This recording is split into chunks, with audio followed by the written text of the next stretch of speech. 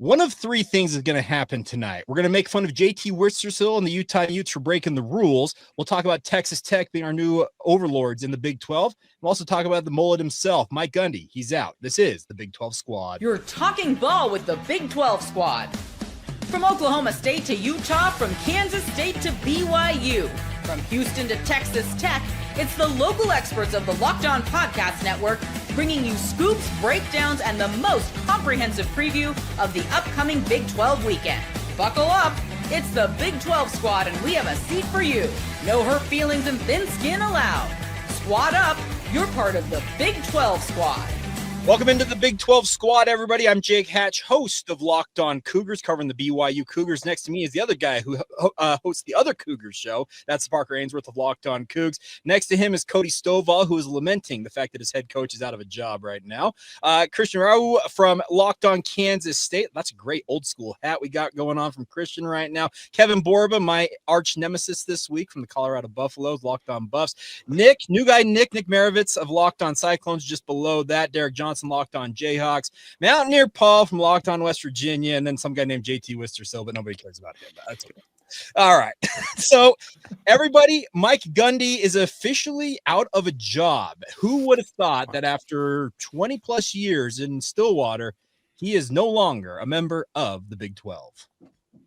I just can't believe they didn't let him finish the season. I can. Yeah. Well, sometimes they didn't let him finish driving home, so That's fair. I think you said, who can believe? Can we all believe? I feel like we've been hinting at this for a minute. Unfortunately, in today's world of college football, this is one of the things I think just sucks about the sport is you have to get a head start on these things. I'm curious to hear Cody's thoughts in a moment, but I would have loved to see him finish out the year, but I think they had to do this to try to get the jump on the hiring cycle. Cody needs to talk, but JT, I don't think any part of this sucks. This is great. No part of this sucks. It's going to be good for Cody's channel, that's for sure. I was just saying, Yeah, there you go. there's one thing in this Trust me. business that's good for business. It's coaching searches, everybody. Oh, yeah. Yeah. Well, Cody, give us your reaction. Go ahead, bud. thankfully, when it comes to the coaching search side of the equation, it appears as though there have been donors that have stepped up massively in a matter of hours. So the reports that there were some guys that were willing to fork over massive amounts if Mike Gundy were to be gone, that seems to be true. And with that being said, we're trying to take a massive swing, probably a bigger swing than anybody in Oklahoma State country could even fathom. But as it pertains directly to Mike Gundy, listen, I've had some things to say about Mike Gundy from 2022 on and some of the things that he's done that has put Oklahoma State behind the 8 ball. But at the same point in time, I think the timing of this is not great. Yes, you do have to get ahead of it because if you want a G.J. Kinney, you got to make him an offer before the Baylor job comes open. If you want a John Summerall, you got to wait, and you can't wait until Kentucky's available. Alex Golesh, Florida, same concept, right? But the flip side of that, and I feel bad for the players because this has hit them like a ton of bricks, and a lot of them feel like this particular season is not on Gundy. What has happened to get us in this position is on Gundy. But the failure of this particular year is not on Gundy, and some of the players, a decent number of the players, are not happy right now in any capacity. Cody, I have a question. Just because there was like this report that I saw today, and it was like, or Mike Gundy yesterday. We'll go back to yesterday. He said he's going to finish out the season, and then like literally 24 hours later, they're like, "You're fired." So what changed in those 24 hours? Was it his sort of cockiness that he was going to keep the job, or was it just something that he said behind closed doors? Because he did throw out there that he had 3.5 years on the contract. I'm being told from the conversations we had Saturday, even on Cam's show, Mike Gundy knew what was happening. Mike Gundy knew Saturday night that this was pretty much a done deal. I haven't confirmed this part, but I have heard that he was supposed to say something about it yesterday. He chose not to. He chose to force Oklahoma State's hand today to make Oklahoma State look like the bad guys. If that is true, that last amount of gamesmanship on his way out, it's equal parts funny and slightly concerning, right? It's Mike Gundy. Arguably the best game plan he's had in probably 2 years, right? he knew they weren't going to do it on the anniversary of the I'm a Man speech. Do you think he gets another coaching job, or do you think he goes like to TV? Gosh, no. He's got to go to TV. I don't know. I think he'd be pretty entertaining. He wants to coach. Somebody was quoted today talking to Cale Gundy. What do you think of your brother? And do you think he's done coaching? And his exact answer was, hell no, he's not done, and I'm coming with him. So wherever Mike Gundy goes, evidently it's going to be a package deal with Cale Gundy. Anybody want to call their shot? What about UAB? Cody. So he ends up going, GJ Kinney goes to Oklahoma State and Mike Gundy goes to Texas State. How about that? That would be a trade that I think all of us in Cowboy Country would definitely sign up for. Cody, you mentioned you guys are going big game hunting for your hire, but Mike Gundy just a few weeks ago was talking about how you guys don't have the greatest NIL resources. Now you're paying a coach's buyout. How confident are you that you're going to be able to get one of those top candidates? I don't want to say very confident, but pretty confident. So I've done a couple episodes on this. I did it immediately after because I knew good and damn well that we paid way more than $7 million for this particular roster. All of the numbers I had researched or seen based off of, what some particular players are getting was anywhere between the 10 and 13 mil range. So I think that even validates, and I've heard it today from players, Mike Gundy had no flipping clue what we were paying players. He had literally zero idea. Jeez. Do you guys have a general manager, Cody? That's a touchy subject. We kind of do. We have somebody who is trying to be a GM that is, in my personal opinion, causing more harm than good, but that's a different topic for a different day. So you have concept of board of regents? Yes, we have a concept of it. Yeah, yes. Don't get me going on the board of regents, Paul. Okay, that's been a diatribe of mine all daggone day today. And that's the thing about that, Cody, is he was at war with the regents last year. And to your point, does he just decide, you know what, to heck with it? I'm gonna fight these guys tooth and nail. They're gonna have to force me out. Well, that's obviously what happened, right? Because again, I know Gundy was in the meeting Saturday. Yeah. I know at 7:31 p.m. Mike Gundy was fully aware of what was about to take place, and we all expected him to mention it Monday, and it didn't happen. So I do think that was the final shot across the bow for Mike Gundy. I do appreciate that they allowed him to go speak to the team today. I was just on the phone with a player right before we got on here, and it was not good. The locker room's not happy. There was a lot of tears. There was a lot of anger. Is there going to be some players that don't really care? Yes. And those are probably the players that we don't necessarily need on the team or on the field anymore. There is a cancer in the locker room. Part of that is on Gundy, sure. But part of it is just simply the fact that we have more guys concerned about jewelry, NIL, all this other crap than Oklahoma State University. They don't care about Cowboy culture. They don't care if we win another game all flipping season. To me, that is the biggest problem. So if we're going to have a portion of a mass exodus, those dudes need to go first because they do exist. They are out there, and our coaches know exactly who they are. Cody, I want to ask a question. I feel like you've done a good job outlining how they've kind of controlled the state of Oklahoma recruiting as of late. Part of the initial fallout was like a bunch of recruits decommitted because they'd committed to a Gundy program. Is it important to name a guy pretty quickly to bring those guys back? Is it possible to bring those guys back? That was frankly, felt like a big win for a program that hadn't had one in a while. No, you're 100% right. This is hands down. It's not even close, Parker. It's by 13 solid country miles, the best in-state recruiting we have ever done. Like, we had the number 1 ranked recruit, the number 3, the number 4, the number 6, the number 9, the number 12. We dominated OU in recruiting, and now it's going to kind of fall apart. So I do think that it's important that we name the right guy, but Chad Weiberg did mention this today in his announcement that he'll be back for 4 more years, is we are paying attention to the timing of it, but not at the expense of finding the right guy. So if we're going in after an NFL dude and he's agreeing to it, then it's probably going to be well past December before we have an announcement. If that's the case, we're going to lose this class no matter what. Well, I had a question about that because Weiberg said they're not really worried about the short term. They're worried about the long term, 2, 3, 5 years down the line. Isn't that a disservice to the players on the team right now? Yeah, I think that was him kind of covering some flack for himself, because I can tell you the sentiment being right now is if we're bringing in a 3 to 5 year project, this is a disaster and we're going to end up in the Pac-12. I think that we do have to, and again, I think that there's validity to this because we're hearing that we're prepared to financially take a massive swing. Okay. I only think you're doing that if you know you have to win now. Does that mean we have to win next season? No. But I think if you look what Lance Leipold did at KU, you look what Willie Fritz has done at KU, and even to some degree climbing at K-State, you don't have to win immediately. But year 2, year 3, in today's age of college football, you have to show significant signs of improvement. So I don't think that Chad Weiberg is willing to take a step backwards. We're not going to go with a hire that is a project. If we have a coach that isn't successful in 3 years, I would imagine year 4, we're coach searching again. All right. So, is there going to be a statue? Is there going to be a statue? Yes, 100%. You want a splashy hire. You want somebody who's been a sitting head coach. You want someone with experience. What if I could guarantee you somebody who used to coach at Oklahoma State and Kansas in the Big 12? Yes. Miles.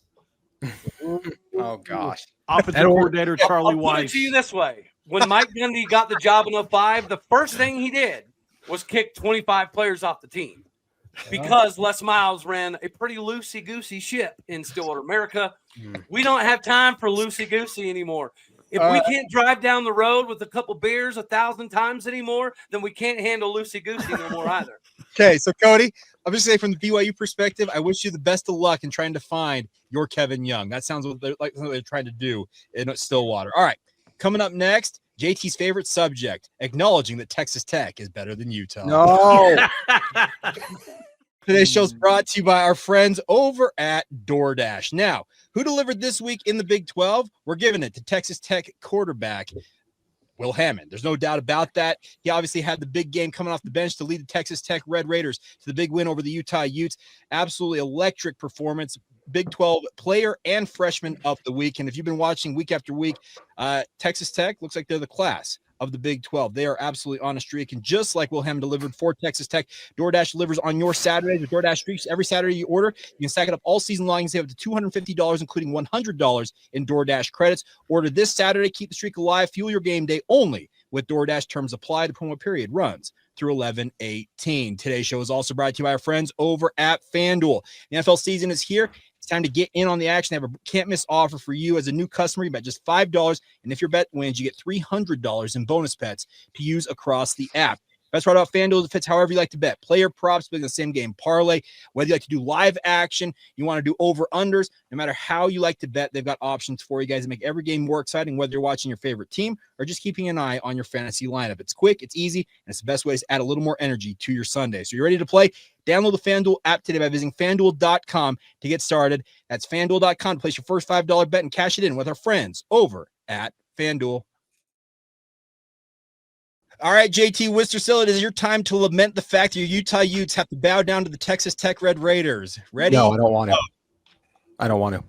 No, they are. Texas Tech's the best team in this conference right now. I think that was clear with what they were able to do on Saturday. I think they have the most impressive win so far, going into a place like Rice-Eccles Stadium, dominating the trenches against a team where, say what you want about this Utah team, it feels pretty clear to me that they have a really good offensive line. Say it right, JT. It's Bryce-Eccles. Rice-Eccles. You say it right. Well, Don't you besmirch this level like this. Tech can call it whatever they want after what they were able to do. I don't want to still spinning after that thumping. Lubbock West. That's what we're going with. Okay, got it. I was really impressed with this Tech team. I think their trench talent is insane. That defensive line is nasty. The fact that they won the line of scrimmage against Utah, I think should scare a lot of other teams in the Big 12, especially their defensive line beating our offensive line. That's a problem. I think Tech looks really good. And it's funny, they might even have a quarterback controversy on their hand because of what their back was able to do. Okay, so JT, that brings up a point. You and I were sitting there at Big 12 Media Days together. And I got up and asked Kyle Whittingham the question, is this the best offensive line in the country? He said, well, I haven't studied them all across the country. This is the best offensive line I've had at Utah. What does that mean that Texas Tech went in and controlled the trenches against a vaunted offensive front? Well, two things. Number one, I don't know. I still am a little surprised that Kyle said that, considering the interior offensive line was not fantastic last year. Those two tackles are as advertised, but the interior had issues, and Lee Hunter dominated the game on the interior for Texas Tech. That's part of the reason Utah could not run the ball. But I do think it's just, look, Tech, I mean, that's part of the reason all those NFL scouts were in attendance, right? David Bailey, Romello Heights on the other side, Hunter in the middle. That is a legit, they can go in and beat an SEC, a Big Ten team to me with that type of talent in the trenches, and the rest of the roster is really good too, right? Jacob Rodriguez flying around making plays. Tech, we haven't seen a team come into Salt Lake City and have that type of performance when a Utah team is like a fully healthy starting quarterback, which is obviously something that's hard to come by in a long time. So I was incredibly impressed. Was he fully healthy though? Yeah, was he? Yeah, he wasn't fully healthy. Hold on. We got to get to that in a minute. Hold off, everybody. I want to ask a question to the rest of the crowd though, and not to limit too much on it, but a year ago, I feel like I can pull up the exact clip of JT saying that when Utah beat Oklahoma State. And now we're talking about firing Gundy in the middle of the week in September. is it not? I know there's a gigantic tech investment. It's also mid-September, and we have a quarterback controversy here in Lubbock. Maybe Utah is not what we thought Utah was. And Utah is terrible. I don't know why everyone was so high on them. We need to stop with this. I said this. What has Utah done since they left the Pac-12? We'll find out this Saturday, right? Yes. I want to hear new guy Nick get into this. This is going to be fun. But I will say, Mike Gundy said before the season this was hands down the best defensive line he's ever seen in Stillwater. And guys, we play like a massive bag of D's and hammered ass cheeks. So there's always that gamesmanship that does happen. Hey, Parker and Nick, y'all are talking a lot. You haven't beat anyone worth a dang this season. Let's just wait to see how you guys' teams How are. was the first half against Wyoming? What are we even talking about here? UCLA Bruins over here. Big tough guy. UCLA Bruins. Let anything they also fired their coach. Yeah, okay, UCLA Bruin. This guy.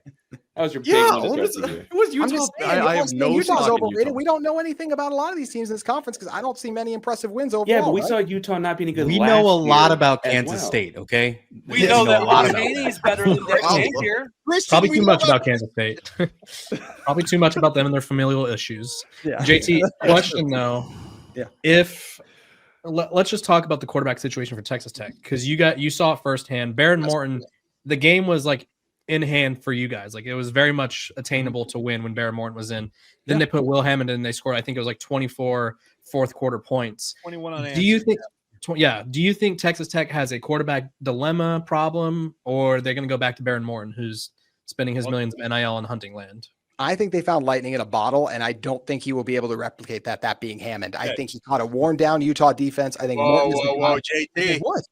A Mormon quarterback playing in Salt Lake City for the Texas Tech Red Raiders. It had to happen. It did have exactly. It had to happen. I would be very cautious of throwing him out there with teams that have a game plan for him. And once again, that Utah defense had been on the field for so much time. Maybe he is the better guy. I'd stick with the veteran. I think when teams have an opportunity to game plan, and I think he caught Utah by a surprise a little bit, I would still roll with Morton. And I'd be shocked if Texas Tech didn't, although they have a really nice 1-2 quarterback situation. I'm jealous. Is that what it's like to have a good backup quarterback? Yeah, it is. Texas Tech got Jet Duffy. That's what happened. Hammond is Jet Duffy came off the bench to destroy West Virginia 2 years in a row. He was the worst quarterback in the league. Football, though. He's now the guy that everyone on the fan base wants to start, and he may not start, but he's like the most popular guy because they're like, look at that dude, Will Hammond. I think Devin Dampier is phenomenal. But legit question, JT, is Devin Dampier still on the top 10, the Heisman dark horse list? He probably should be. I'm not talking crap. He is absent. I'm really not. He is absent just as the take you had earlier in the season of I don't know why Oklahoma State and Utah aren't being mentioned in the same sentence because we may have lost this weekend, but we didn't lose to Tulsa. Listen, calm your tits, McGee. You just need to take a step down. What I was going to say was, I think Devin Dampier should be in the top 10. So should Rocco Beck. But since you so eloquently decided look very good this last week at Dampier, decided to ruffle some feathers here, we don't play Utah this year. That's okay. But you notice what just happened to Mike Gundy. It's going to happen to Kyle Whittingham as well, unless Utah does something miraculous. Guys, we have just witnessed it. You either live long enough to be the hero or you coach long enough just to become the villain, which is also why the Cowboys might be stealing a coach out of the Big 12 country. And it's not going to be a Kyle Whittingham because we just did the 60-year-old experiment and it didn't work. I do think Cody brings up a good point, though. These things. You're darn right, Cody does, Parker. the Nick Saban Why are you two exit friends on your all own of a sudden terms. now? You guys have been at each other's necks the last couple of episodes. I like that better. No, but Nick Saban's exit was very unique in that, he got to pick his time and left kind of without having any blemishes, right? He's like, I don't want this anymore, and just bounce. That doesn't happen. It always goes up. Background last year at Carolina. It always goes up in flames. Mm-hmm. Yep. Kyle Whittingham won't get to leave on his own terms because he's kind of already laid the groundwork that he doesn't want to coach beyond 65. This doesn't feel like flames. I think he turned 65 in November, or he might be 65 already. Well, he's past that. He's past that point of age. So here's what I'll say about Witt. I do feel like if this season went off the rails, I think there would be I don't know if Utah would pull the trigger and fire Kyle Whittingham, but I think there would be a very strong – what'd you say, Nick? Utah's not making a bowl game. I've got the schedule right here. Not Oklahoma State quarterback. Who wins the rest of the year? How are the overreactions on the show? We lost Oklahoma one State game. head coach Kyle We Whittingham. lost one game. Where's You I think a whole lot of BYU fans are going to be watching Locked On Cyclones. I'm just going to say I think that Witt will be able to go out on his own terms. But if Utah's a very bad season this year, I think there's going to be conversations of we don't want to let Morgan Scalley go out the door. Because if Chris was here, he can attest how legit that Utah defense was. Yes, the score got lopsided, y'all, but that Utah defense, I mean, they were on the field so much. They were really Can I help? Saturday. Can I help? That's full exactly circle what this one? happened to This us in topic. Kansas, really. Yeah, let me full circle this one real quick since we'll go back to Texas Tech. I know Chris isn't here, but this is something that we talked about this entire offseason, right? With NIL spending so much dang money and then they become a favorite right off the bat. Derek, I want to point at you because you just got a $300 million investment for this. So you get to be the expert on this question. Are we going to see more teams do exactly what Booth and Texas Tech have done? Or is this going to the new status quo? No, I think a lot of people are going to do it. I mean, Phil Knight has basically been doing it at Oregon, right? He just does it over like more installments Over and like every over year. I again. mean, He if just T Boone, keeps- if T Boone Pickens were still alive, BYU's got a bunch of people that are investing massive amounts in NIL right now. Yeah. Just ask Cam Stewart about those BYU people. Yes. Ren Baker, the press release we just All put right, out. so we're going to continue to dunk on JT here because apparently the Utah Utes decided to, play fast and loose with the rules. We'll get into that next as the Big 12 squad rolls on. Today's show is brought to you by our friends over at Mazda, moving the game forward. For those who believe it's not just about playing the game, it's about redefining it. These are the moments that do more than put points on the board. They move crowds, move culture, and keep moving the game forward. This week, the moment is, Will Hammond coming off the bench for the Texas Tech Red Raiders as he came off the bench to score 21 unanswered as Texas Tech beat the Utah Utes 34-10. It was an absolutely electric moment, and as such, he won a number of awards: Big 12 Player of the Week, Big 12 Freshman of the Week, and he very well may have Wally pipped his way to the starting job in Lubbock. When you move what follows you, the unexpected is only the beginning. And just like there's more to every highlight, there's more to every Mazda vehicle. Check it out with our friends over at Mazda. We like to say, move and be moved. Hey, I just want to say I appreciate you going from fast and loose straight to JT. How fitting of you, Jake Hatch. Fire away, sir. I have a question for Jake, though, before we get to JT. Because Wolf's been playing time with JT. Is Wally Pipp in this instance Baron Morton, or is phrase is he got Wally pipped, but Baron Morton's the Wally Pipp in this, right? It's just that's a good point. It very well may be the opposite. I probably should use a different phrase, but that's a good point. Wally picked is whenever you're replaced by somebody that does better than you and never lets. Okay. Well, that's the thought that Will Hammond may be doing that very thing. Right. All right, so JT Wistersill, defend Kyle Whittingham's honor. Go. I can't. I said it was a bad look for the program earlier today, and I stand by that. I don't know what we are doing with these injury reports. I mean, everyone in the conference is going to abide by them, and we want to be the one team that just makes problems. Like, he tries to defend himself by being like, we always knew he was going to play, but he missed multiple practices last week. I don't know what other institution, program, whatever you call it, if there's an injury report, Devin Dampier is at least not probable. You think he's going to play. He has an injury. He's probable. It's not a guarantee that he's going to play with an injury. I thought it's a bad look by Utah. Kyle Whittingham said that if the Big 12 did media injury reports, Utah would abide by the rules. And right away, we see them not doing that. Their injury report compared to everyone else's was a joke. Kyle Whittingham continues to want to maintain this competitive advantage thing. And your competitive advantage worked so well on Saturday. You lost 34-10. This is the part of Kyle Whittingham that I'm getting tired of. I thought it was a bad look for the university. They had to put out a statement yesterday to clarify it. This is a massive distraction. What they need to focus on is improving the product on the field if they want to get back into Big 12 contention. Okay, so there's a photo that was thrown out. I'm going to put it up here. You see that big brace right there on that ankle? That's right. It was deleted last week. That was put out by Utah and then very quickly deleted, but obviously the internet lives on forever, everybody. And they inadvertently just revealed what happened. But to your point, JT, we've got Utah fans. Some of them are upset with Kyle Whittingham because they've gone through 2 years of Kyle, the Cam Rising, Uno Doctor. He's week to week. They're jaded and they hate the fact that he's playing this game.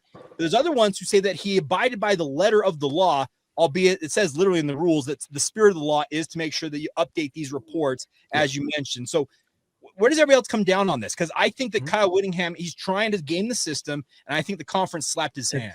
It's obvious. If you're going to not put him on the injury report, don't use it as an excuse, right? Yeah. Say, hey, we got beat by Texas Tech. You can't say, hey, he had a bum ankle, he didn't get to practice, because then you're breaking the rule, right? Which you vow to abide by. And so don't use it as an excuse if you're not going to use it properly. And he probably still has Cam Rising listed as questionable, honestly. They should have fined him. They should have fined him. That's all I'm going to say. My grandparents always said that you don't have to remember what you said if you said the truth. And that's something that I think you got to do. And you don't have to remember what you said if you say the truth. And that's something that did not happen at Utah. I can't believe the Big 12 is not coming down. I got two thoughts, but one is that I can't believe the Big 12 is not coming down harder on this. Just from this is the first time. It's been 2 weeks or whatever, conference games. I can't believe we're already dealing with this. It ought to be more than just, it's like, it needs to be something real. I can't believe we're not doing it from that perspective. To that point, JT already mentioned it. Kyle was already saying, well, if they're going to make me do injury reports, I'm not doing a depth chart. He set the ground through this in the preseason. It's just so stupid. And they need to go after him because if they're going to make it a NFL. Coaches in the NFL have an injury report, and those are the best coaches in the world, and all of them have it. It is not a competitive advantage. Like, they're fine. The NFL is just fine. Right. College coaches can do it too. It does feel a little unfair because Rich Rodriguez is out there today talking about Nico Marchiol seeing a specialist in Colorado with this Fritz, but it's like he's being uber transparent, and we're not getting that reciprocated from the team we're playing this week. And you could do the opposite where you put him questionable a week when you know he's really going to play. It's still gamesmanshipy, and you're just being closer to honest. I also think, though, that sports leagues, and this is a show brought to you by FanDuel, so I don't know how uncomfortable we want to get here, but part of this is setting lines. Oh, no, it is. Right? Sanders said that very thing this week when asked about these injury reports. But the coaches can't complain about that because what pays their salary are big. Coaches can't complain. So much money. That's coaches why they can't complain. But FanDuel and DraftKings, and I guess I should probably only list FanDuel, but they absolutely can because this is screwing with their lines. If they have any evidence that people in and around Salt Lake knew something that did not get revealed when it was supposed to, that could have upset a lot of people's pocketbooks. This should absolutely be a big deal to them. And it's not a big deal to the coaches, although I think the Big 12 should get involved. Those companies are sponsoring and funding a lot of what's happening in athletics, both collegiately and pro. And that's a big deal that look, they could have lost an unknown amount of money, but it could have been a lot of money if just a few people knew. And if you're going to use an excuse, don't you want it out in the public to begin with?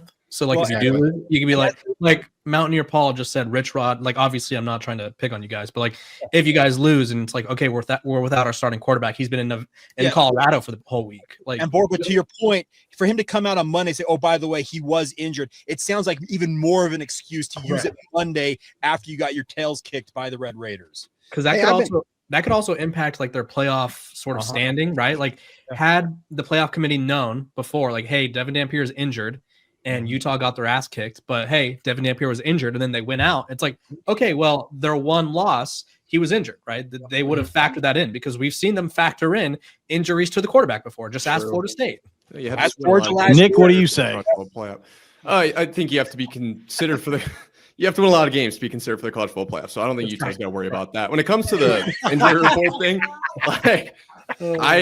I kind of like that we've already got this going. I know that every one of your points is completely valid, but it is kind of fun, right? We were already gaming the system and it's getting wrinkly. And I don't know what Matt Campbell's going to do because he's kind of one of those coaches too, where we heard this week, Kyle Conrarty's week to week. Well, it could be week to week for the next year. That's kind of how his game is played. So I actually kind of liked it. It was a little bit of a fun little week thing, but yeah, I wouldn't count. But that's within the rules. All you have to do is say probable, doubtful, questionable, or out. If it's week to week and you just say he's out this week, you're within the rules. Right. And if he was technically 100% guaranteed to play, that is that not what it's stated as? The way I interpreted it was they did technically follow the rule, but I do agree with Kevin here. You can't go back now and say, that's why. That's how it works. They did it in bad faith. It was in bad faith. He was absolutely probable. There's no way based on the definition of probable you can be oh yeah, he was 100% always going to play. When you have that type of an injury, there is always a risk and a chance. Also, it's fine, Jake. I've been dunked on all episode, but I can't wait to dunk on you next week when the Buffs beat up on BYU. Hey, what happens if you lose to West Virginia, though? Yeah, what happens if you lose to West Virginia, buddy? Should I just shave it off? West Virginia's a good team. They're a good quality team. Did I hear a bet? Did I hear a bet being here at the end of the episode? I will say that Nobody in here better lose to Oklahoma State this year, or I'm going to. Well, it was a question I was going to ask earlier, Cody. Does Oklahoma State just light their rear ends on fire the rest of this season and win out, or is this going to completely demoralize the team? I